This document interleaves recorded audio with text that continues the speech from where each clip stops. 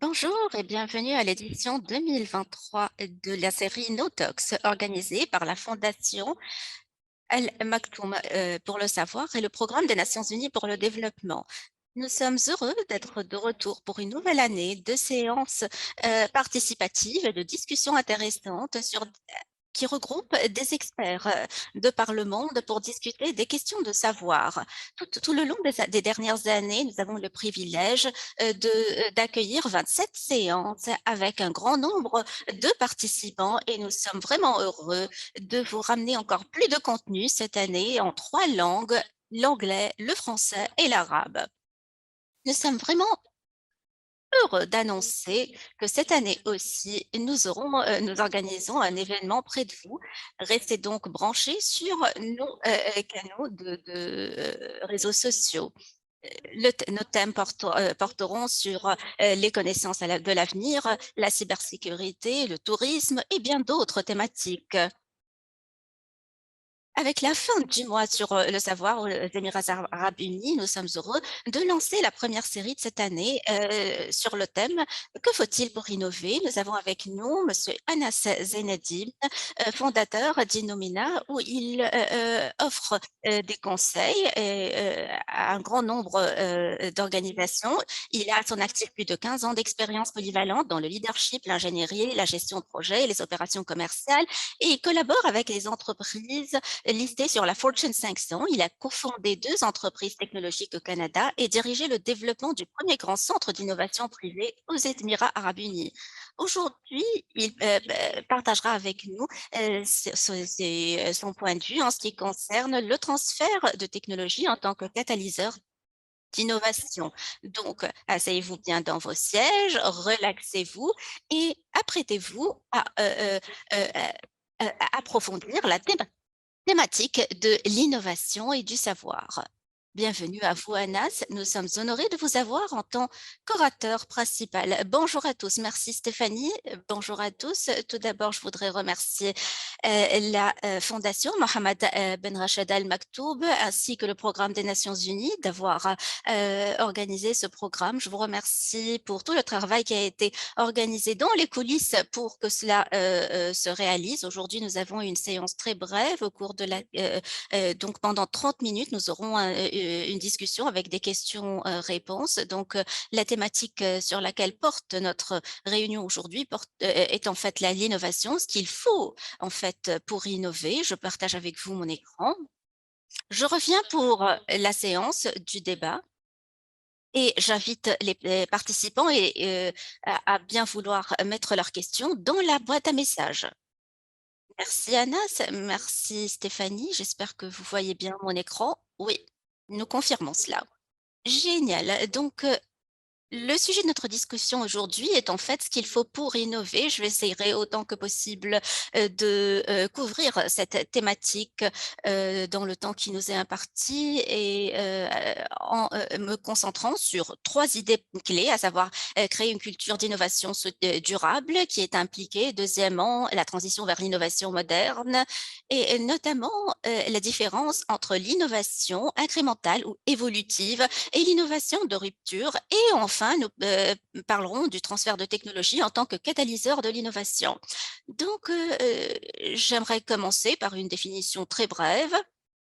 En fait, l'innovation est un sujet très large qui comporte un éventail d'idées et donc il y a différentes opinions, différents points de vue là-dessus et cette définition évolue avec le temps puisque nous travaillons avec de nouveaux processus, de nouveaux produits, de nouvelles technologies, avec l'évolution du marché. Donc, nous avons différentes idées, différentes conceptions de l'innovation. Donc, au cours de ces 20 minutes, j'essaierai d'élaborer sur ce sujet autant que possible et de vous donner un aperçu de ce qui m'a été demandé de présenter. En fait, l'innovation est techniquement une idée qui est issue d'un résultat d'innovation ou d'invention. Il s'agit en l'occurrence de tout ce qui a trait à l'innovation, de nouvelles idées, de nouveaux concepts, produits, méthodes, processus. Mais il faudrait qu'il s'agisse d'un produit qui puisse être sur le marché, qui résulte de l'invention l'innovation d'un processus particulier et doit être adopté par une base de consommateurs dans le cadre d'un marché donné, qu'il s'agisse de produits ou de services. Et dans notre présentation aujourd'hui, nous allons nous pencher sur trois contextes. D'abord, le produit et le service en soi, d'un point de vue invention. Deuxièmement, le contexte organisationnel à travers la compagnie, l'institution et par la suite, du point de vue du monde des startups. Nous commençons donc avec les types ou les genres d'innovation. Nous avons quatre genres d'innovation, chacun étant défini selon le type de domaine et également la nature du problème. D'abord, nous parlons de la recherche fondamentale ou élémentaire où le domaine n'est pas entièrement défini, complètement défini, mais ni même le problème. Et à ce niveau, nous discutons d'une question très nouvelle où ni le domaine ni le problème ne sont définis et où les organisations ou les entreprises investissent énormément dans le domaine de la recherche. Et d'un point de vue organisationnel, nous verrons que les entreprises ont en fait des unités ou des divisions de recherche ou également dans le monde académique. La recherche se fait dans le cadre de l'exploration, de la recherche, de la découverte. C'est comme, par exemple, IBM Research, une entreprise prestigieuse qui effectue des recherches énormes à ce niveau. Deuxième genre d'innovation, lorsque le domaine devient un peu le problème devient un peu plus défini, mais le domaine un peu moins. Nous arrivons donc à l'innovation de percée ou de rupture. À ce niveau, nous connaissons bien le problème, mais il est très difficile de le résoudre. Par exemple, nous parlons ici de la manière de résoudre, par exemple, le problème des polluants dans l'eau ou dans l'atmosphère, compte tenu des innovations et des percées dans le domaine des innovations en matière de changement climatique. Donc, le problème est bien cerné, mais nous avons besoin de solutions durables et susceptibles d'être mises en œuvre, ce qui est très difficile parce que le domaine n'est pas très défini. Et nous, dans le cadre des plateformes ouvertes, nous amenons des experts dans le domaine qui travaillent avec des experts dans le domaine de la technologie, qui travaillent ensemble en vue de tenter de résoudre ce problème.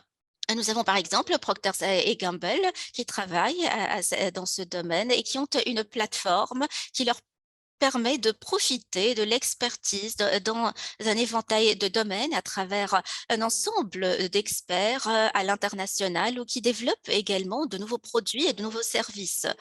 Par la suite, nous passons donc à l'innovation durable. Et le meilleur exemple à cet égard est en fait Apple. Euh, dans ce domaine, nous retrouvons de nombreuses innovations parce que nous aurons établi quelque chose de très bien, de très innovant, mais en fait, nous devons continuer à améliorer ce produit ou ce service en permanence. C'est pourquoi je vous ai donné l'exemple de Apple. Le iPhone produit par Apple a été une innovation excellente lorsqu'il a été lancé en 2007-2008. Mais depuis, l'iPhone n'a pas grandement changé. Il y a eu de petites améliorations, de petites mises à jour qui se sont produites au fil du temps. Donc, les compagnies qui ont un produit innovant continuent en permanence à améliorer leurs produits et leurs services à travers les laboratoires de recherche et de développement, à travers également des acquisitions. Nous verrons par exemple de grandes compagnies qui essaient de voir si elles peuvent développer quelque chose à l'interne d'un point de vue d'innovation. Euh, en ayant recours, par exemple, à des startups qui auraient de nouveaux produits ou des idées innovantes qu'ils pourraient incorporer dans leur travail. Il s'agit donc de rester au courant de toutes les innovations. Il s'agit donc d'assurer la durabilité du produit en l'améliorant euh, pour donc maintenir sa place sur le marché. Pour Amazon, par exemple, c'était une innovation et ils cherchent aujourd'hui à maintenir leur part du marché. Et le dernier, carré est le plus intéressant, il s'agit en l'occurrence de l'innovation de rupture, heu et c'est le domaine le plus critique parce que la valeur dans ce contexte n'est pas immédiatement connue. Vous avez un domaine très bien défini, mais l vous essayez donc, de parvenir à des solutions ou à trouver des occasions, des opportunités à des problèmes qui ne sont pas vraiment des problèmes en tant que soi. Par exemple, des fois, on recherche des solutions parce que nous voyons des opportunités dans le marché dont il faudrait profiter et c'est ce qui peut générer des compagnies, et des startups qui se développent pour devenir, de plus grandes compagnies et qui produisent, les produits que nous utilisons au quotidien. Donc, c'est ici que se font d'énormes investissements et nous avons également beaucoup d'échecs à ce niveau.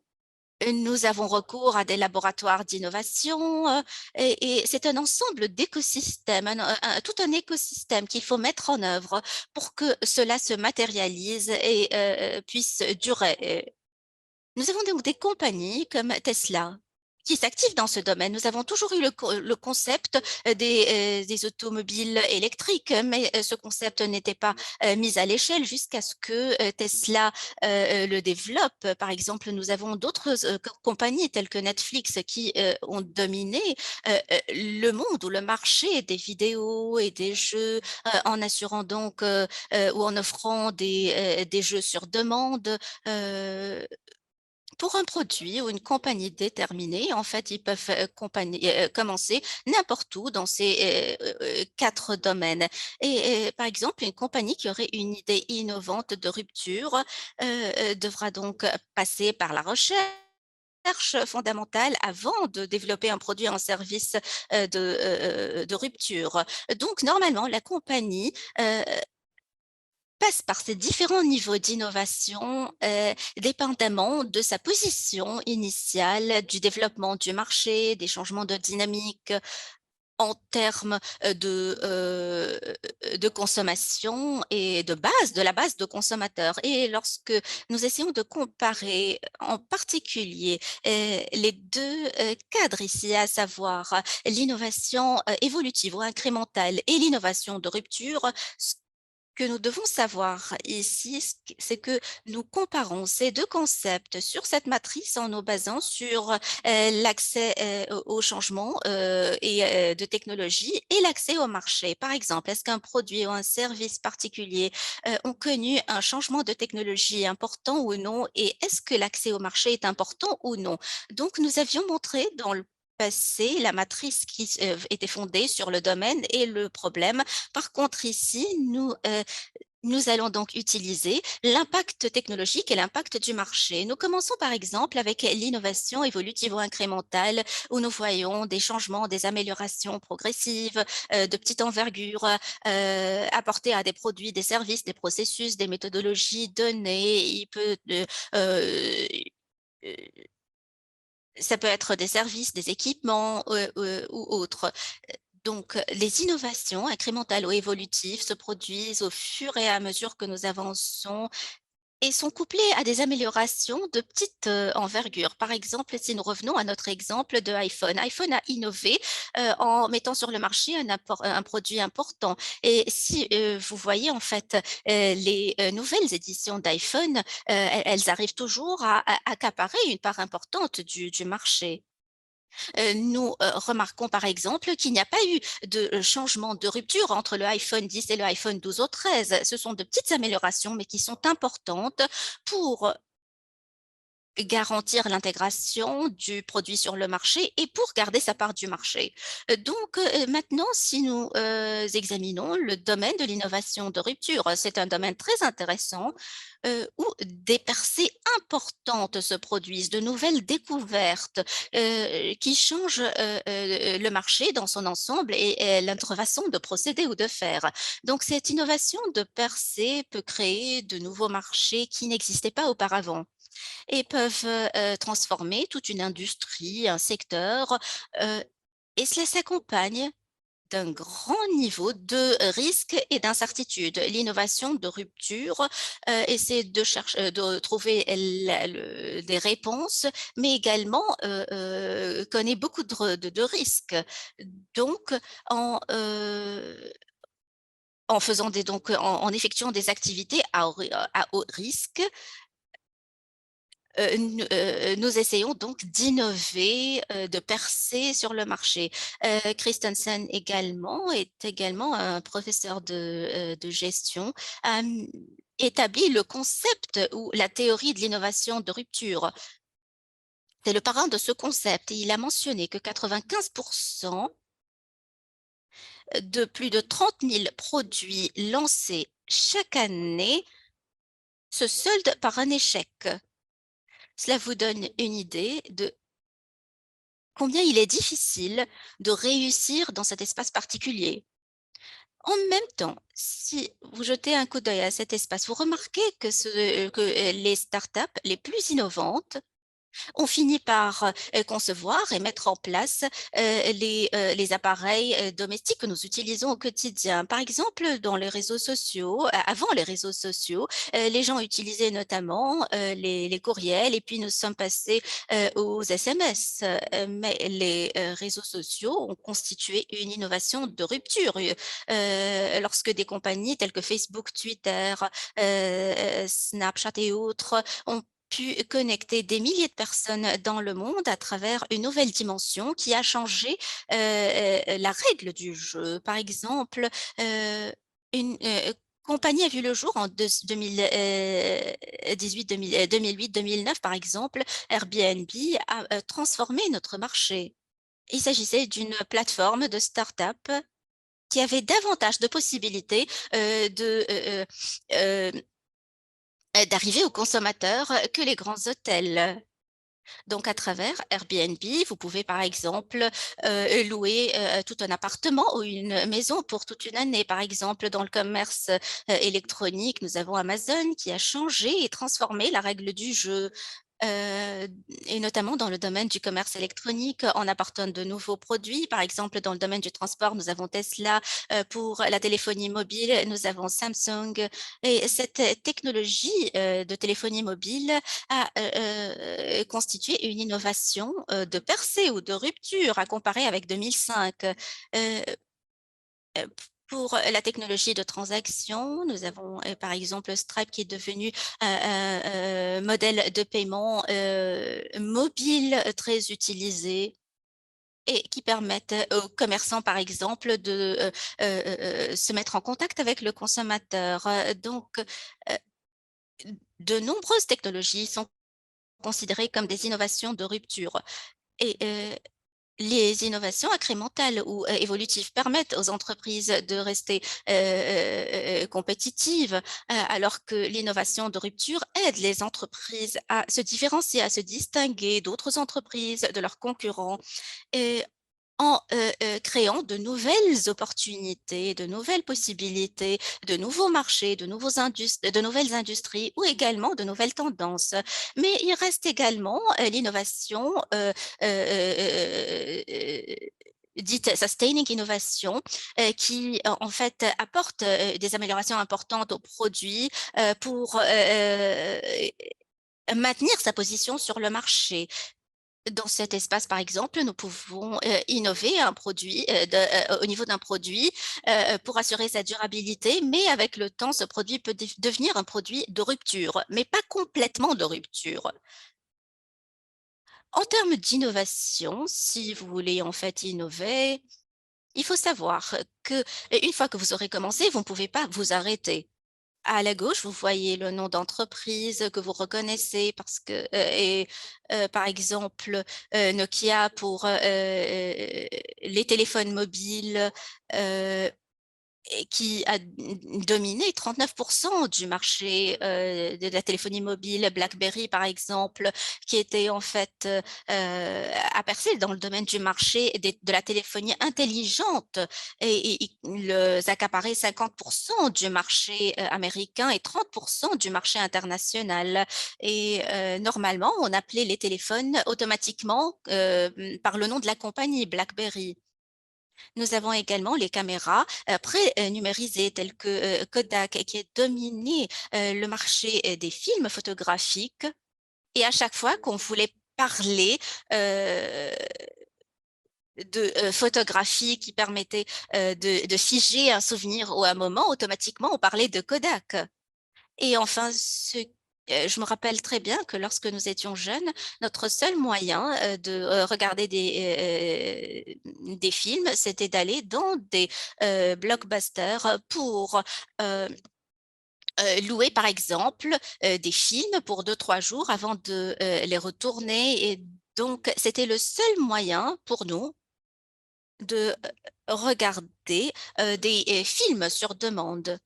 Et lorsque nous regardons en fait ces compagnies, ces entreprises qui ont prospéré entre 1990 et 2010, nous constatons que de nombreuses d'entre elles n'existent plus aujourd'hui. Nokia n'existe plus, d'autres existent, mais c'est en fait d'innover dans d'autres domaines, peut-être pas dans le domaine de la téléphonie mobile, mais dans le domaine de la construction. Par exemple, Apple et Samsung sont venus les remplacer. Euh, Nokia, BlackBerry n'existent plus. Et par contre, nous voyons aujourd'hui Apple et Samsung qui les ont remplacés, et qui évoluent de manière significative et qui, en fait, ont pu bien se positionner sur le marché.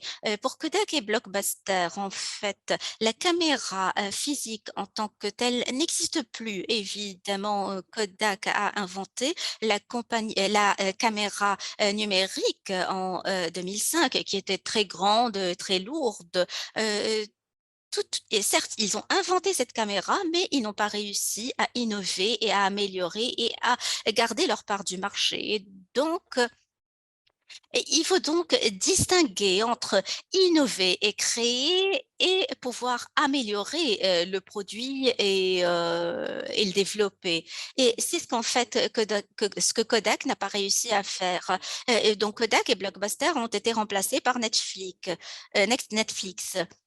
BlackBerry avait l'une des meilleures divisions de recherche et de développement qui avait recours également aux universités, mais ils ont refusé de continuer à innover et c'est ce qui s'est passé avec d'autres entreprises qui ne innovent pas en permanence. Pour ce qui est de l'innovation durable d'un point de vue organisationnel et en ce qui concerne les consommateurs, il faudrait qu'il y ait une culture qui permettent à cet écosystème de bien fonctionner et d'évoluer selon différentes composantes, différents niveaux, différentes dimensions. Nous commençons donc par le leadership.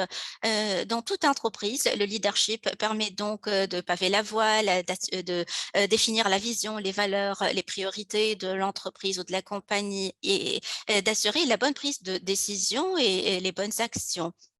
Dans les compagnies technologiques, les employés ont suffisamment de flexibilité et d'agilité pour inventer de nouvelles idées qui puissent être développées en produits au sein de cette entreprise. Par exemple, Gmail était un simple produit qui a été inventé par une division rattachée à Google. Les consommateurs également permettent donc de soutenir la demande et la vision d'innovation quant à la façon de répondre à la demande. Et nous avons également les fournisseurs qui cherchent à s'adapter aux besoins du marché à travers les retours d'informations et qui essaient donc de surveiller ce cycle dans son ensemble pour avoir un retour d'information. Donc, qu'il s'agisse et donc, il faudra savoir quelles sont les réglementations également en place, quelles sont les motivations en place pour les entrepreneurs, pour les innovants, les innovateurs. Et aujourd'hui, avec la nouvelle politique relative au changement climatique, nous avons donc une tendance vers l'innovation de produits écologiques et autres à travers des institutions qui sont en fait des partenaires des investisseurs, des ONG ou également des institutions académiques qui font un retour d'information pour en continuité développer les changements durables. Voilà donc ce qu'il faut pour établir la culture de l'innovation durable et voici donc toutes les composantes sous-jacentes. Si nous comparons cela à l'innovation de rupture, nous parlons de prime abord ici du monde des startups et non pas de grandes entreprises. Et c'est au niveau des startups que les bonnes idées sont nées. Ces startups sont un amalgame de cultures, de personnes très passionnées parce qu'elles font, euh, qui respirent en fait cette culture, qui sont passionnées par ce qu'elles font, qui ont une personnalité bien spécifique. Et c'est ce qui rend ce produit unique ou cette culture unique. La personnalité des employés également affecte énormément le développement de la start-up. Et il faudra que ces employés soient agiles et qu'ils soient capables donc de digérer les informations rapidement, de produire des décisions rapidement et euh, elles sont caractérisées également par l'authenticité. Dans les startups, en fait, il y a moins de bureaucratie que dans les grandes entreprises. Donc, comment créer cette culture réussie des startups? Il s'agit d'avoir la bonne équipe en place, de prendre soin de l'équipe, des employés, des individus, des parties prenantes, de montrer un bon niveau de leadership dès le départ et d'essayer en permanence de réussir et d'avoir des donc parce que la réussite équivaut au résultat, en fait, dans une start-up. Donc, c'est soit qu'on réussisse ou non. Et il faudra donc que tout le monde au sein de cette culture comprenne ce concept. Et enfin, nous avons en fait les principaux facteurs favorables pour soutenir l'innovation des startups. Et ces facteurs, par exemple, portent sur le financement, la disposition, la disponibilité du financement, la possibilité de parvenir à des idées de rupture, à des percées dans un monde où vous avez le soutien des capitaux, des investisseurs. Il faudra assurer un financement de capital risque, un capital de démarrage.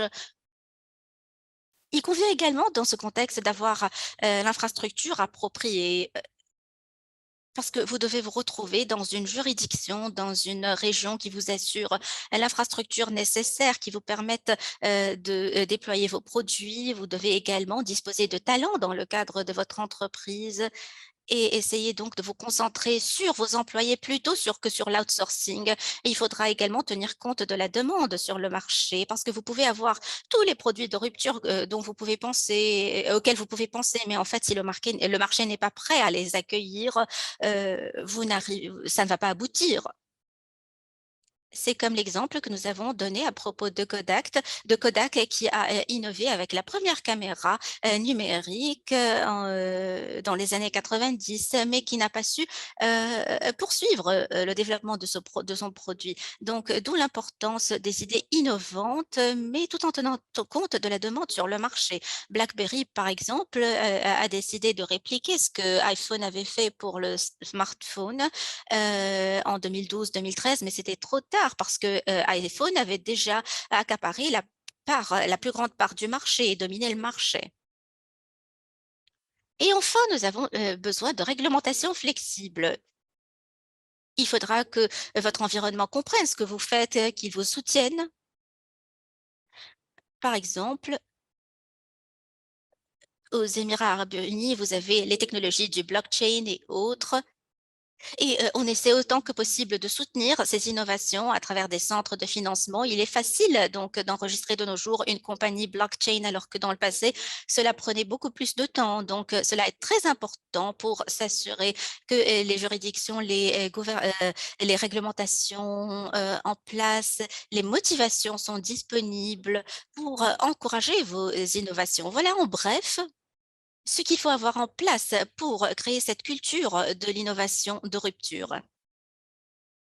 Et avant de conclure, j'aimerais parler du transfert de technologie en tant que catalyseur de l'innovation. Et À ce niveau, il convient de dire que le transfert de technologie est un catalyseur très rigoureux, très important, qui favorise l'innovation de produits et de services susceptibles d'être commercialisés de manière plus rapide et plus efficace. L'accès aux nouvelles technologies, donner aux entreprises un accès à à ces technologies, leur permet donc, de profiter, et d'ouvrir de nouveaux marchés, d'avoir des, avantages comparatifs. Deuxièmement, en termes de collaboration et de partenariat, et de nos jours, il est difficile, d'entreprendre quoi que ce soit de manière individuelle.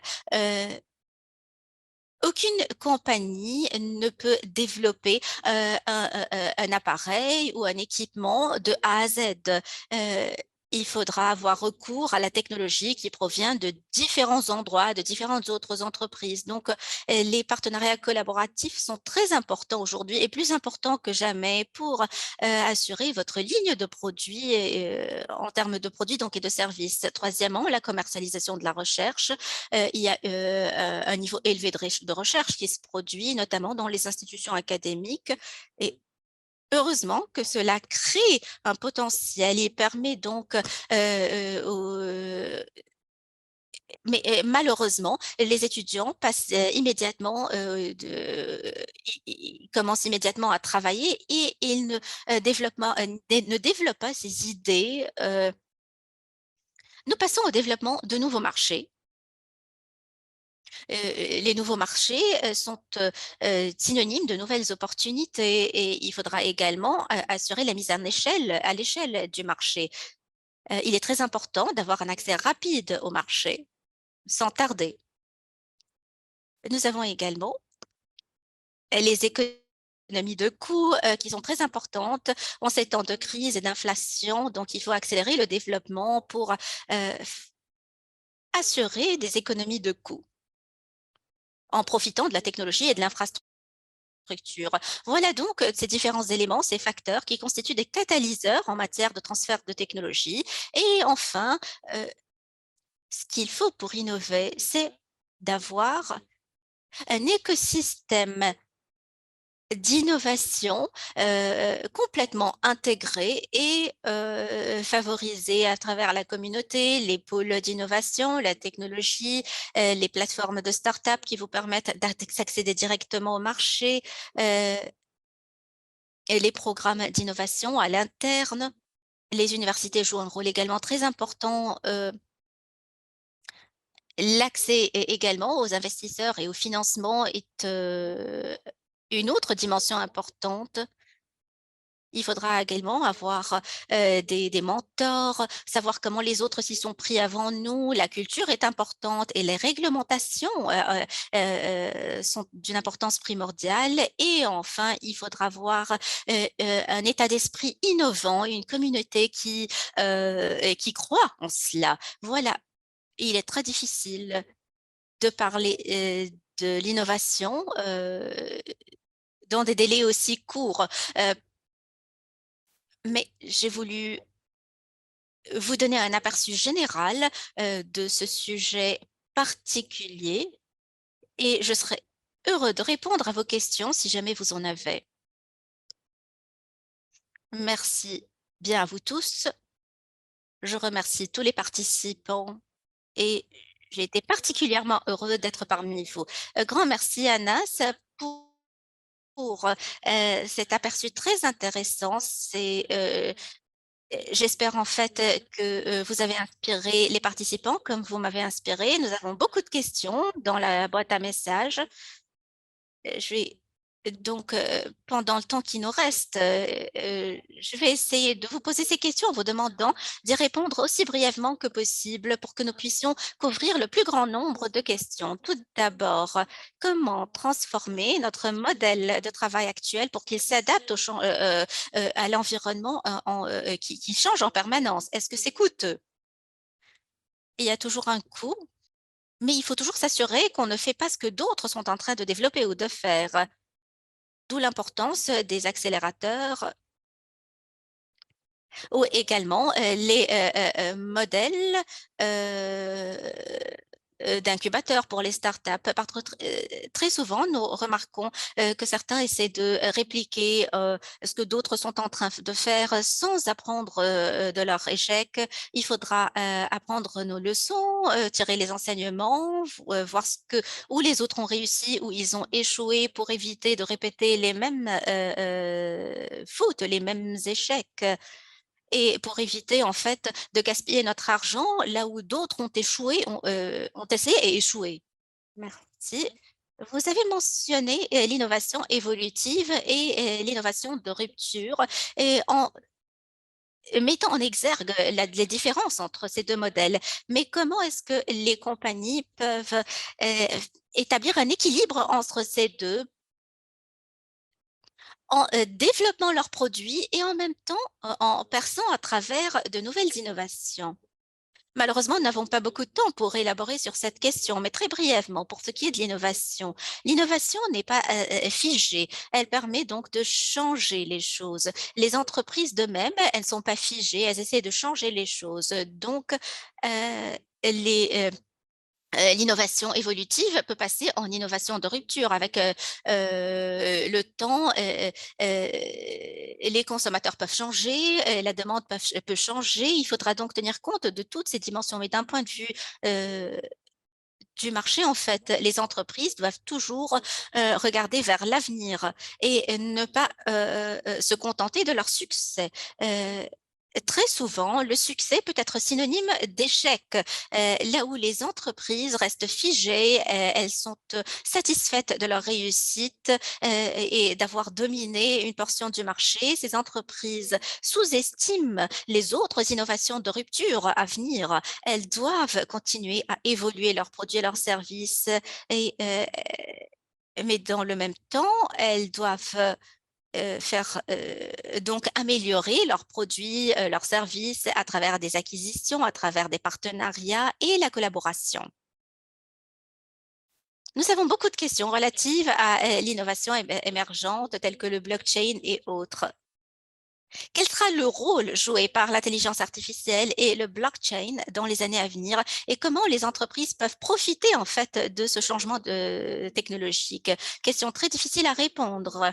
En fait, dans ce domaine, nous tirons les mêmes enseignements que nous avons tirés il y a 10 ou 20 ans parce que nous avons des révolutions sociales, des révolutions à moyen terme qui affectent les différents produits et services. Donc,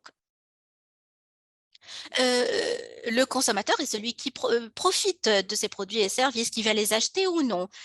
Il faudra essayer de deviner ce que le consommateur voudra. Par exemple, vous avez des services de blockchain que vous offrez, mais il faudra vous demander quelles sont les solutions que vous essayez de vendre. Au cours des 2 dernières années, nombreuses compagnies ont essayé de travailler sur le blockchain, mais nous constatons que ces entreprises, ces compagnies comprennent mal ce qu'elles essayaient de réaliser ou de faire. Et il ne s'agit pas de la technologie que nous utilisons, mais plutôt il s'agit de savoir si le marché a besoin de ce produit, puisque c'est ce qui va déterminer le succès, votre réussite ou ce qui va en fait vous empêcher, ce qui va vous mener dans un cercle vicieux sans que vous puissiez matérialiser cela. Je suis désolée de ces questions que je vous pose en bloc parce que j'essaie de profiter du temps qui nous est imparti et de profiter de votre présence avec nous.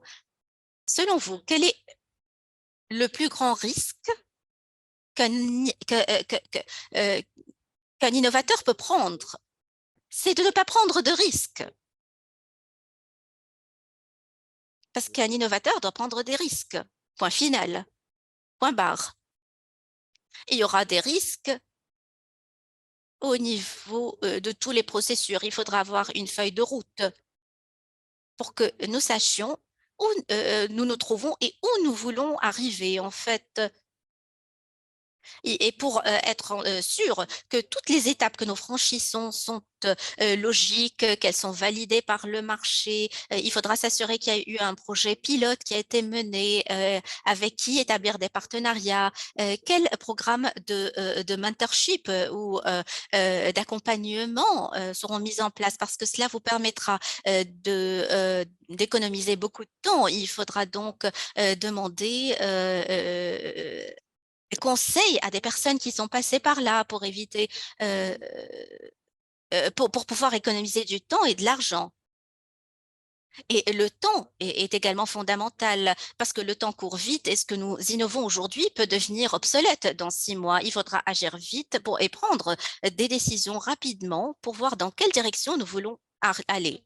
Une question relative à l'innovation durable. Est-ce que le principe d'innovation durable s'applique aux institutions gouvernementales?